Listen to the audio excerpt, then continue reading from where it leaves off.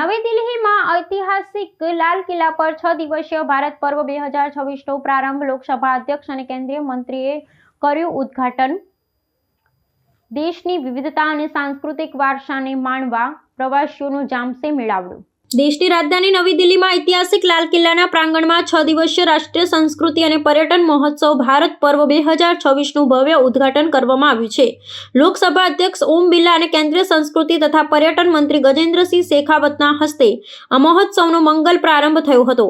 પ્રજાસત્તાક પર્વની ઉજવણીના ભાગરૂપે આયોજિત આ ઉત્સવનો મુખ્ય ઉદ્દેશ્ય દેશની વિવિધતાસભર સાંસ્કૃતિક વિરાસત અને પ્રવાસન ક્ષેત્રની ક્ષમતાઓને વિશ્વ સમક્ષ પ્રદર્શિત કરવાનું છે।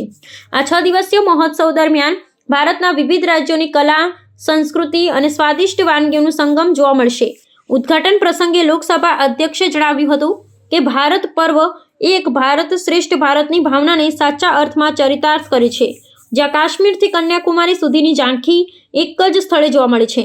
કેન્દ્રીય મંત્રી આ પ્રસંગે ઉમેર્યું હતું કે આ પ્રકારના આયોજનોથી સ્થાનિક કલાકારોને વૈશ્વિક મંચ મળે છે અને દેશના પ્રવાસન ઉદ્યોગને નવી ગતિ પ્રાપ્ત થાય છે।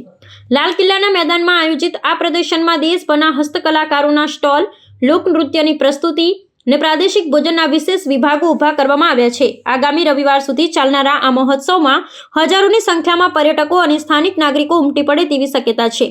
સુરક્ષાના ચુસ્ત બંદોબસ્ત વચ્ચે આયોજિત આ પર્વ ભારતીય પ્રાચીન પરંપરાઓ અને આધુનિક પ્રગતિના સુમેળભર્યા દર્શન કરાવશે, જે પ્રવાસીઓ માટે આકર્ષણનું કેન્દ્ર બની રહેશે।